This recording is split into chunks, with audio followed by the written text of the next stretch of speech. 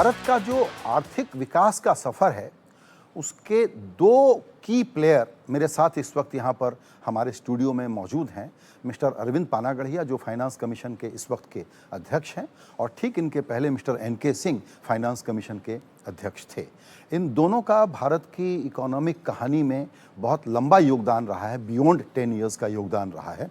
और अब भारत जिस जगह खड़ा है वहाँ ये समझने की बहुत ज़रूरत है कि विकसित भारत का जो मिस्टर मोदी का लक्ष्य है उसको अचीव करने के लिए क्या करने की ज़रूरत है और किस तेज़ी की ज़रूरत है। आप लोगों ने हमारे लिए वक्त निकाला, बहुत शुक्रिया।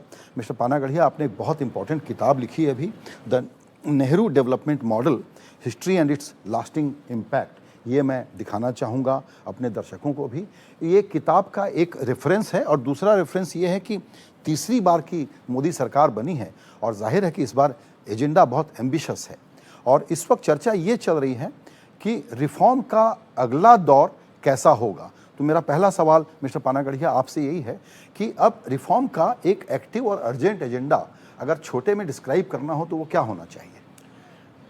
ऐसे में लंबे तरीके से अगर सोचें, लंबे काल से अगले समझ लीजिए 10 साल में क्या क्या हमें चीज़ें करनी हैं, तो मैं शुरू करूंगा पहले लेबर लॉ जो पास किए गए थे 2019 और 2020 में, उनका इम्प्लीमेंटेशन। ये अब क्योंकि मुश्किल काम इसका हो चुका है, पार्लियामेंट से पास हो चुके हैं कानून, तो उनका इम्प्लीमेंटेशन हम कह सकते हैं कि लो हैंगिंग फ्रूट है, तो वहाँ से शुरू किया जाए। उसके बाद कई एरियाज़ हैं रिफॉर्म्स के, वो हम अगर विस्तार से चर्चा कर सकते हैं, पर मैं नाम जो टॉपिक्स बता सकता हूँ। जैसे टैक्स के एरिया में है, थोड़ा जीएसटी का सिंप्लीफिकेशन हमें करना है, पर्सनल इनकम टैक्स का भी कुछ सिंप्लीफिकेशन होने की ज़रूरत है। उसके अलावा प्राइवेटाइजेशन का एजेंडा हमें फिर से पिकअप करना है। उस एयर इंडिया और नीलांचल स्टील वगैरह को हमने प्राइवेटाइज़ किया प्राइम मिनिस्टर मोदी के काल में, दूसरी जो टर्म थी उसमें, उसको आगे बढ़ाना है।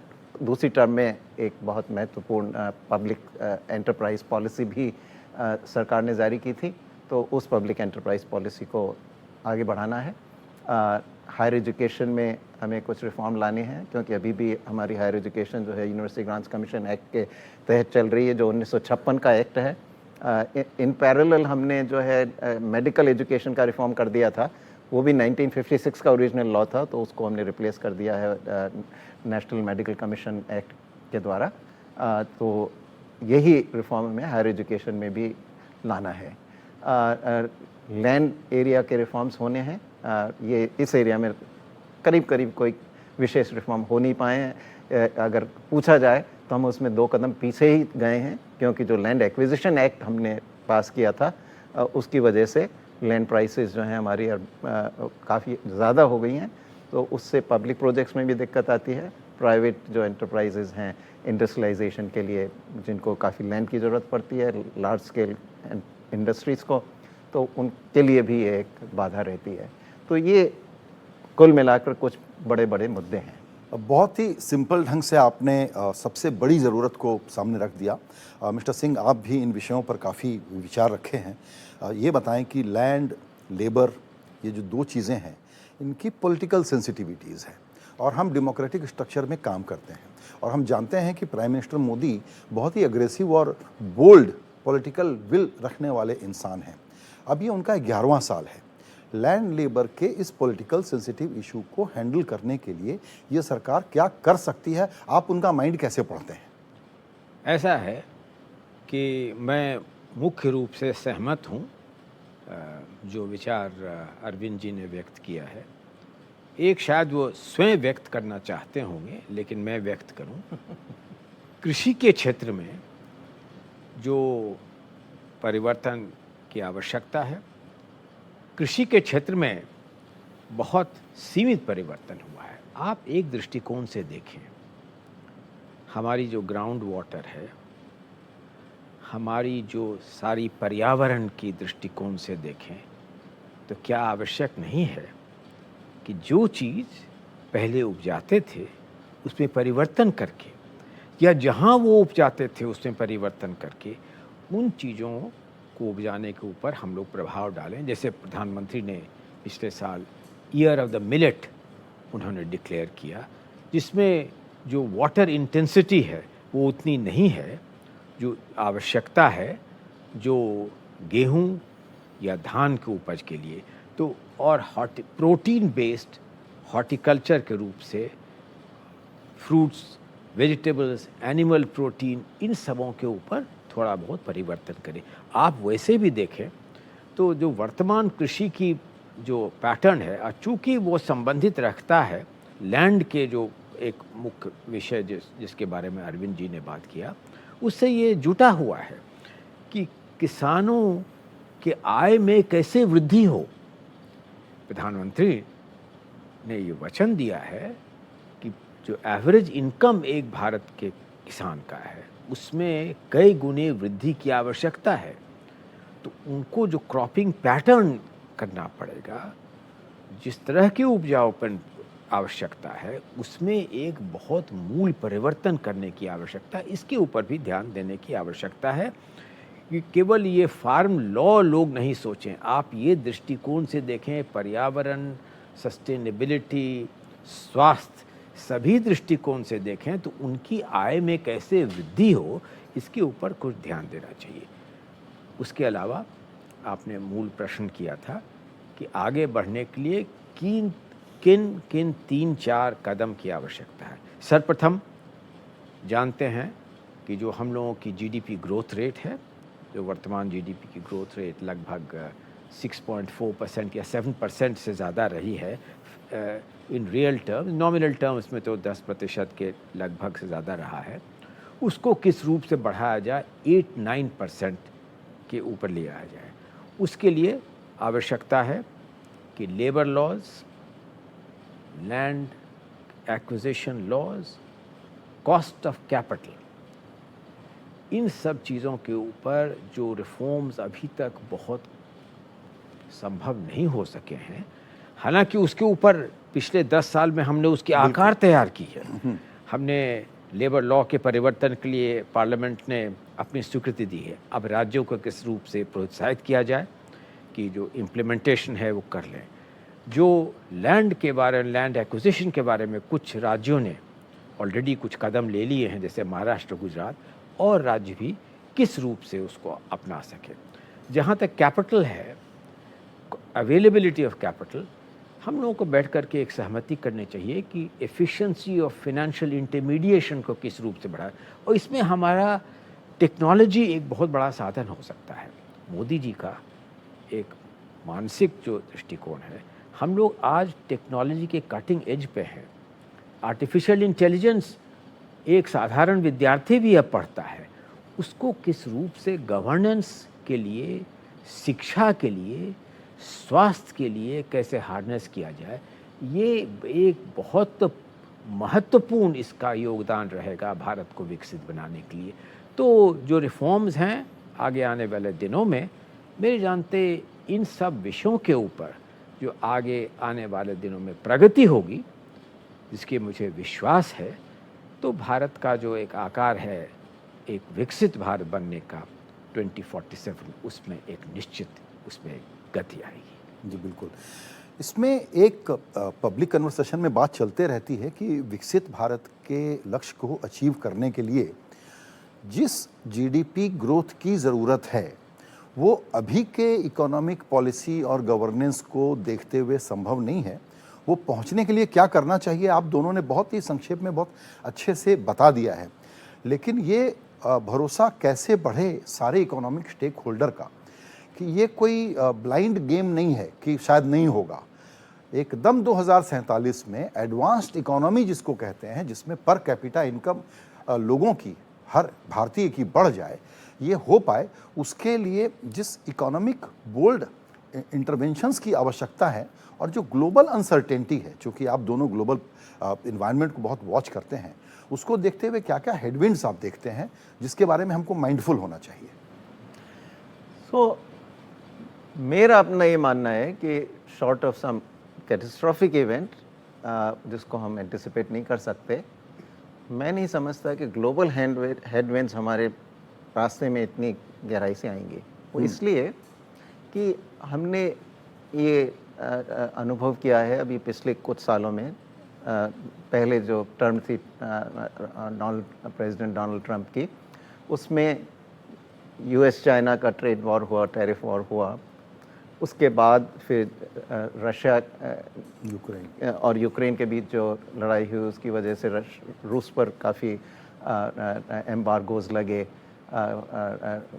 उन सब के बावजूद जो है वर्ल्ड इकोनॉमी में जो ट्रेड की ग्रोथ है वो जारी रही है। आप देखिए कि कोविड के पहले जो पीक जो एक्सपोर्ट मार्केट था, पीक पर उसका करीब था $19 ट्रिलियन मर्चेंडाइज एक्सपोर्ट्स का और $6 ट्रिलियन सर्विसेज एक्सपोर्ट्स का, कुल मिलाकर $25 ट्रिलियन का था। पोस्ट कोविड इन सब ग्लोबल हेडविंड्स के बावजूद जो है मर्चेंडाइज एक्सपोर्ट्स बढ़ के का जो पीक था वो 19 ट्रिलियन से बढ़कर 25 ट्रिलियन हुआ और सर्विसेज का 6 ट्रिलियन से बढ़कर 7 ट्रिलियन हुआ। तो अभी जिस इकोनॉमी में हम ऑपरेट कर रहे हैं ऑलरेडी 32 ट्रिलियन का जो है एट पीक एक्सपोर्ट मार्केट रहा है, बहुत बड़ा एक्सपोर्ट मार्केट है। इसलिए अगर हम चाहें तो इसमें हमारा शेयर बढ़ाएं। अभी हमारे शेयर जैसे है मर्चेंडाइज में सिर्फ 2% से भी कम है, 2 से अगर 4 भी करते हैं, और सर्विसेज में हमारा बेटर है, थोड़ा करीब 4% के करीब है, उसको भी बढ़ा सकते हैं क्योंकि हमारा अच्छा मोमेंटम है सर्विसेज एक्सपोर्ट्स में, तो स्कोप काफ़ी है। सो हेडविंड्स की मुझे डर नहीं है, हम ओवरकम कर सकते हैं। शॉर्ट ऑफ कुछ कैटास्ट्रॉफिक इवेंट होते हैं वो तो उससे सभी इफेक्ट होंगे। क्या ये संभव है हमारे लिए विकसित भारत बनना 2047 तक?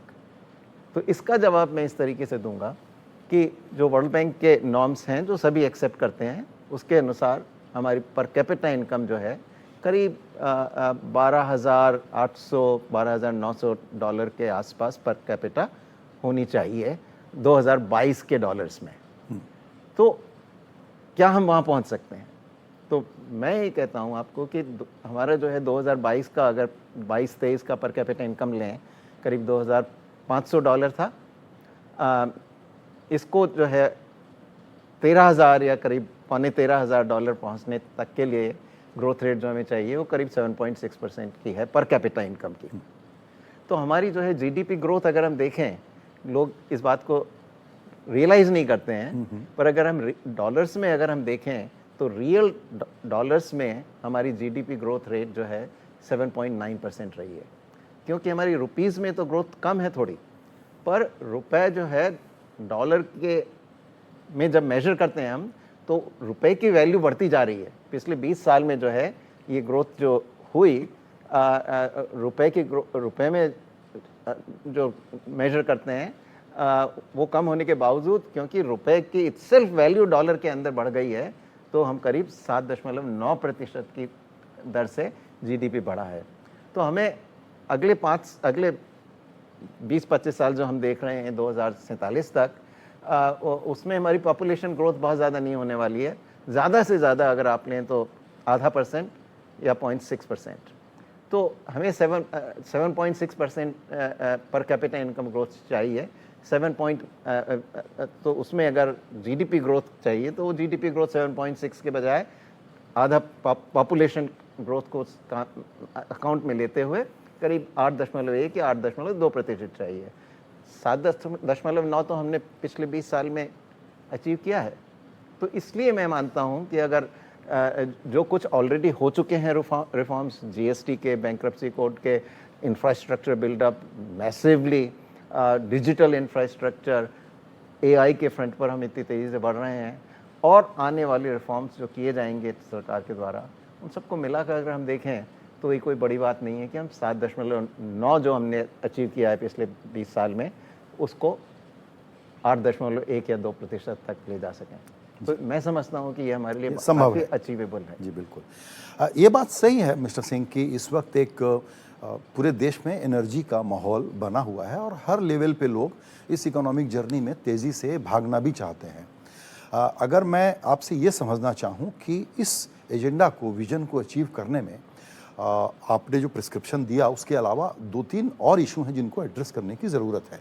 नंबर 1, ब्यूरोक्रेटिक मॉडल बोलिए, इनफिशिएंसी बोलिए, अपैथी बोलिए, एटीट्यूड बोलिए, number 1। Number 2 judicial reforms, number 3 electoral reforms. ये 3 चीज़ें ऐसी हैं जो हमारी इस ऊर्जा को जोर से बर्स्ट कर सके, उसमें रुकावट डालती हैं। आप इससे सहमत होंगे संभवतः, तो फिर क्या करें? तो मैं शुरू करूं। ऐसे मैं सहमत हूं जो अरविंद जी ने एजेंडा दिया है, जो आंकड़े उन्होंने हमारे समक्ष रखा है कि ये संभव है। कोई आश्चर्य की बात नहीं होनी चाहिए कि अगर विकसित भारत का दर्जा हम लोगों को 2047 तक प्राप्त हम लोग कर सकें। 2-3 प्रश्नों के ऊपर आपने उल्लेख दिया। मैं जो आपका लास्ट प्रश्न है वो इलेक्ट्रल रिफॉर्म्स से संबंधित है। तो मैं उदाहरणार्थ कहूँ कि प्रधानमंत्री ने एक बहुत निश्चित कदम उठाया है, कैबिनेट ने उसको अप्रूव किया, पार्लियामेंट में वो बिल भी इंट्रोड्यूस हो गया है, वन नेशन वन इलेक्शन। मैं उस समिति का एक सदस्य था, और अगर जितने इलेक्शंस अभी हो रहे हैं उनको एकत्रित कर, अगर जितने इलेक्शन की प्रक्रिया है उसमें अगर परिवर्तन लाएं तो व्यय में, फिस्कल डेफिसिट में, गवर्नेंस स्ट्रक्चर में इसका बहुत सीधा असर होने को है, जो असर लाभदायक सिद्ध होगा। तो एक तो ये जुडिशियल रिफॉर्म्स की आपने बात की, यह निश्चित एजेंडा शुरू किया गया था, लेकिन इसको पुनः जागृत करने की आवश्यकता है। एजुकेशन रिफॉर्म्स को मैं दूसरे दृष्टिकोण से देखता हूँ। आपने एक प्रश्न पूछा था कि क्या हेडविंड्स आ सकते हैं और कैसे उन हेडविंड्स को टेलविंड के रूप में उन्हें परिवर्तित किया जाए। उसमें एक मुख्य विषय ये है कि टेक्नोलॉजी तो प्राप्त कर रहे हैं, एआई की तरफ बढ़ रहे हैं, साथ ही साथ क्या रोज़गार और रोज़गार में उस सृजन जो नए रोज़गार का हो रहा है वो क्या लाभदायक होगा, किस रूप से जो वर्तमान शिक्षा की प्रणाली है उसको परिवर्तित कर शिक्षा, टेक्नोलॉजी और गेनफुल एम्प्लॉयमेंट के रूप में परिवर्तन कर सकें। जब देख रहे हैं कि एआई ऐसे कार्य में लगा हुआ है जहाँ जो लोग साधारण कार्य कर रहे हैं, अगर एआई करेगी तो लोग कौन से ऐसे कार्य कर सकते हैं जो देश के लिए, उनके आय के लिए निश्चित लाभदायक हो। हाँ, मैं मानता हूँ कि पॉपुलेशन की जो वृद्धि है डेमोग्राफिक मैनेजमेंट में, वो आगे आने वाले दिन में हम लोग रिप्लेसमेंट रेट के तरफ बढ़ेंगे, लेकिन जो अभी वर्तमान एज डिपेंडेंसी रेशियो है उसको देखते हुए ये आवश्यक है कि प्रतिवर्ष ग्रोथ रेट के साथ साथ इतने नए और रोज़गार की उत्पन्न होना आवश्यक है जो लाभदायक हो उनके आय के लिए, इकोनॉमी के लिए और देश के भविष्य के लिए। Combining and harmonising the cutting edge of technology with gainful employment एक बहुत बड़ी चुनौती है, जिसके ऊपर कि कई दृष्टिकोण से शिक्षा, स्वास्थ्य, कृषि, इन सभी के रूप से जब हम लोगों ने रिफॉर्म्स करेंगे तो इनका एक समन्वय हो सकता है। जी, आप दोनों ने इस पर रोशनी डाली कि हेल्थ, एजुकेशन, एग्रीकल्चर और टेक्नोलॉजी का रोल कैसे हमारे पूरे इस एनर्जी को कैटापुल्ट करने में काम करेगा, और ये फंडामेंटल प्रॉब्लम्स हैं जिस पर अब काम करने की ज़रूरत है। शायद इन पर चर्चा कम होती है, जो दूसरी चर्चाएं ज़्यादा हो जाती हैं वो वही ग्रोथ रेट और इकोनॉमिक हैंडबिट वगैरह की बात होती है। एक जिक्र आपने किया था पानागढ़िया साहब, और वो था अर्बनाइजेशन के बारे में। उसका भी संबंध जॉब से है। जाहिर है कि इंफ्रास्ट्रक्चर में भारत में पिछले 10 साल में बहुत काम हुआ है, लेकिन फिर जिस इंक्लूसिव जॉब क्रिएटिंग ग्रोथ की ज़रूरत है उसमें ये वाला एस्पेक्ट काफ़ी काम होने के बावजूद उसमें भी रोड ब्लॉक्स बहुत हैं, और आप उसकी चर्चा करते हैं जब कोस्टल राज्यों के बारे में अलग से बताते हैं। चैलेंज ये है जिसको प्राइम मिनिस्टर मोदी ने भी लगातार हाईलाइट किया, और वो ये है कि अब राज्यों को दौड़ने की ज़रूरत है। केंद्र एक इनेबलिंग प्लेटफॉर्म दे रहा है, एक फ्रेमवर्क दे रहा है, और राज्यों के दौड़ने की जब बात आती है तो वहाँ सभी पार्टियों की सरकारें हैं, एक तरफ सबको ही अपनी सफलता चाहिए दोबारा जीत के आने के लिए, और दूसरी तरफ लड़ते भी बहुत हैं ये लोग। इससे कैसे हैंडीकैप से बाहर आए? देखिए, एक तो बात जो मिस्टर एन के सिंह ने अभी कही, वन नेशन वन इलेक्शन वाली, वो बहुत ही इम्पोर्टेंट है। ये सिर्फ ये नहीं है कि इनकन्वीनियंस है इलेक्शन की, बार बार होते हैं तो इसलिए एक बार होगा तो 5 साल में एक बार हो जाएगा। इसके इम्प्लीकेशंस फार रीचिंग हैं। सबसे बड़ा जो मैं सोचता हूँ मेरे इकोनॉमिक रिफॉर्म्स के दृष्टिकोण से, वो ये है कि जब इलेक्शन 5 साल में एक बार होने लगेंगे तो सरकारों को जो है रिफॉर्म्स करने की विंडो बहुत लंबी मिलेगी। अभी बहुत मुश्किल है सरकार के लिए, बहुत मुश्किल है, क्योंकि आज भी देखिए, पहली बार अभी सरकार चुनकर आई मई 2024 में, फिर एक के बाद एक इलेक्शन होते रहे। अब छोटी सी विंडो है, पर उसमें भी अब 1 साल की विंडो भी आगे लें तो उसमें भी एक दिल्ली का इलेक्शन है, एक बिहार का आने वाला है। तो सरकार को जो है, जो समय चाहिए, जो यानी कि जिसमें पॉलिटिकल रेटोरिक फर्क बाधा न बने, वो बहुत ही कम रहता है सरकार को। तो इसलिए मैं ये मानता हूँ कि राज्य सरकारों के लिए भी और केंद्रीय सरकार के लिए खास तौर से, अगर हम वन नेशन वन इलेक्शन कर पाते हैं तो उसका बड़ा हमें जो है रिटर्न मिलने वाला है। ये रियलाइजेशन पूरा है नहीं इस बात का, तो मैं इस बात को, इस रिफॉर्म्स को बहुत ही इम्पोर्टेंट मानता हूँ। और राज्य सरकारों में भी जागरूकता है, क्योंकि आज का इलेक्टोरेट जो है, मैं मानता हूँ, ये इकोनॉमिक एम्पिरिकल एविडेंस है इस बात की कि इलेक्टोरेट जो है, सरकार जो डिलीवर नहीं कर पाती हैं आजकल, उनको हटा देती है, बदल देती है। अब कई सारे एग्जाम्पल्स हैं, देख लीजिए, मेरी खुद की स्टेट में राजस्थान में अभी जो हुआ, सरकार बदल गई, आंध्र प्रदेश में हुआ, सरकार बदल गई। पर जहाँ डिलीवरी अच्छी है सरकारों की, वो सरकारें वापस आती हैं। आप देखिए, जैसे उड़ीसा में जो है पटनायक सर, जो चीफ मिनिस्टर पटनायक थे, वो एक के बाद एक 20 साल तक चीफ मिनिस्टर रहे। प्राइम मिनिस्टर मोदी खुद जो है चीफ मिनिस्टर गुजरात में इतने समय तक रहे, और उसके बाद भी जो है ये सिलसिला चला जा रहा है। तो जहाँ जहाँ सरकारों ने डिलीवरी करी है, इलेक्टोरेट उनको वापस लाता है, जहाँ डिलीवरी नहीं होती है, सरकारें बदल दी जाती हैं। तो ये रियलाइजेशन सरकारों में भी, पॉलिटिकल क्लासेस में आ रहा है। तो बहुत डिलीवर करने की जो है, सभी राज्यों की सरकारें एक तरह की न हो, ये हो सकता है, पर कई राज्य ऐसे हैं जिनमें सरकारें इस बात पे बहुत जागरूक हैं, वो खुद भी डिलीवर करना चाहती हैं। इसलिए मैं समझता हूँ कि ख़ास तौर से जो फॉरवर्ड लुकिंग स्टेट्स हैं, काफ़ी जो तेज़ी से ग्रो कर रही हैं, उनमें इस जागरूकता की वजह से हमें राज्यों का भी सहयोग मिलेगा। जी, आप लोगों ने आज हमारे लिए वक्त निकाला। चर्चा तो इस बात पर होनी थी कि रिफॉर्म का कल, आज और कल कैसा रहने वाला है, लेकिन एक ओवरऑल देश की जो दिशा होनी चाहिए, उस पे बहुत ही मीनिंगफुल इंसाइट आप लोगों से मिले हैं। हम दर्शकों को यही बता सकते हैं कि इन बातों को अगर आपने गौर से सुना होगा तो आने वाले दिनों में क्या होगा, बजट के अलावा इसके बहुत सारे संकेत इन्होंने दे दिए हैं।